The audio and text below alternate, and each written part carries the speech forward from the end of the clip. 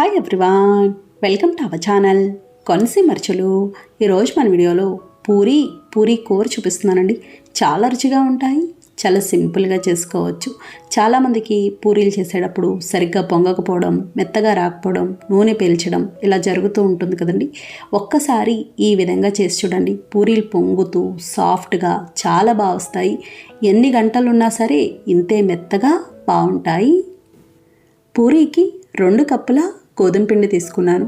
నేను ఆశీర్వాద్ తీసుకున్నానండి. మీకు నచ్చినది ఏదైనా తీసుకోవచ్చు. ఏ పిండి అయినా పర్వాలేదు, మనం పిండి కలుపుకునే దాన్ని బట్టి ఉంటుంది. ఇందులో తగినంత ఉప్పు, 1/2 స్పూన్ పంచదార వేయడం వల్ల పూరీలు బాగా పొంగుతాయి. 3 స్పూన్ల నూనె వేసి కలుపుకోవాలి.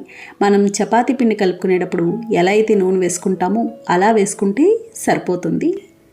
ఇలా బాగా కలుపుకున్నాక తగినన్ని నీళ్లు పోసి పిండి సాఫ్ట్గా కలుపుకోవాలి.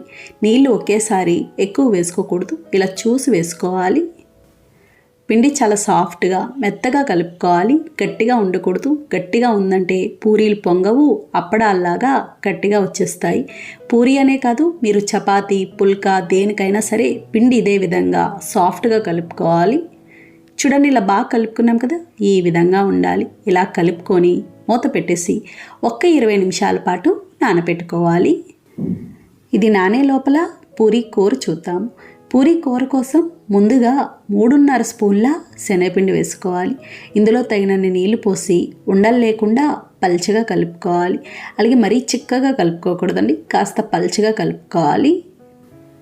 చూడండి, ఇది ఇలా బాగా కలుపుకున్నాం కదా. ఇప్పుడు కూర చూద్దాము. కూర కోసం స్టవ్ ఆన్ చేసి ప్యాన్ పెట్టి నూనె వేసుకోవాలి. నూనె వేడయ్యాక 1 స్పూన్ శనగపప్పు, 1 స్పూన్ మినపప్పు, 1/2 స్పూన్ జీలకర్ర, 1/2 స్పూన్ ఆవాలు వేసి ఫ్రై చేసుకోవాలి.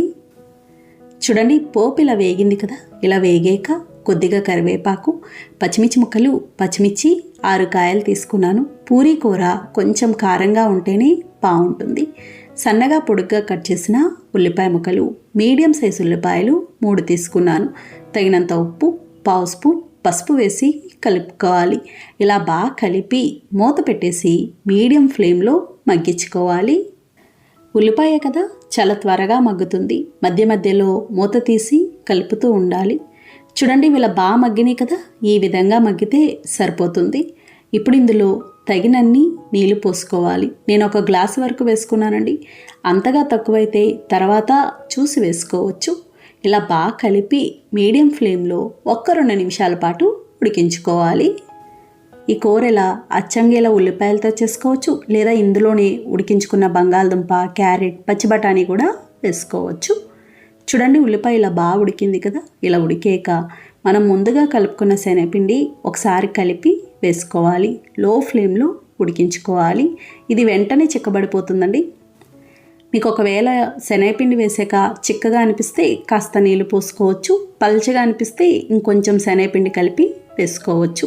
ఇలా కలిపి 1 నిమిషం ఉడికించుకొని స్టవ్ ఆఫ్ చేసుకోవచ్చు.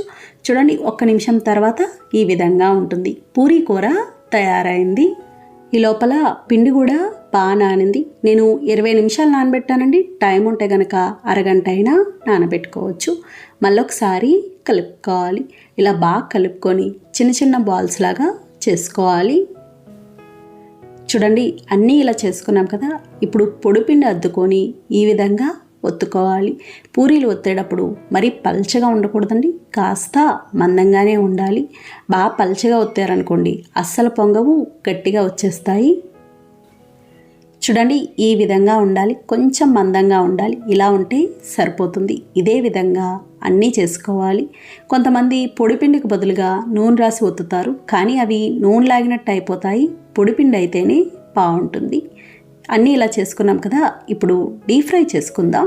డీప్ ఫ్రైకి సరిపడా నూనె పెట్టుకోవాలి. నూనె వేడవ్వాలి.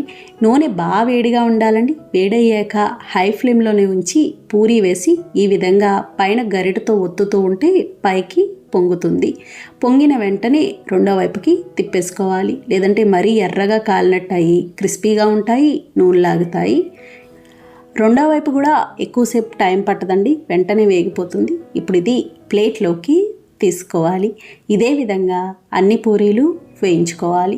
పూరీకి నూనె వేడిగా లేకపోయినా, పిండి గట్టిగా ఉన్నా, బాగా పల్చగా చేసినా కూడా పూరీలు పొంగవు, గట్టిగా వచ్చేస్తాయి. ఇది కూడా ఇలా వేగింది కదా, ఇప్పుడు ఇది ప్లేట్లోకి తీసుకోవాలి. ఈ విధంగా చేసి చూడండి, మీకు మొదటి నుంచి చివరి పూరీ వరకు అన్నీ పొంగుతూ సాఫ్ట్గా చాలా బాగా వస్తాయి. ఏమాత్రం గట్టిపడవు. ఎన్ని గంటలు ఉన్నా సరే పూరీని వేయించేటప్పుడు కూడా ఎక్కువసేపు వేయించకూడదు. చూడండి, అన్నీ ఇలా చేసుకున్నాం కదా, ఇంతేనండి. పూరీ కూర తయారైంది. మీకు చూస్తేనే అర్థమవుతుంది, సాఫ్ట్గా ఉన్నట్టు, నూనె లాగినట్టు. చూసారు కదా ఫ్రెండ్స్, చాలా సులభంగా తయారు చేసుకున్నాం. నచ్చిందండి వీడియో? మీకు నచ్చితే లైక్ చేయండి, షేర్ చేయండి, కామెంట్ చేయండి. Thank you for watching.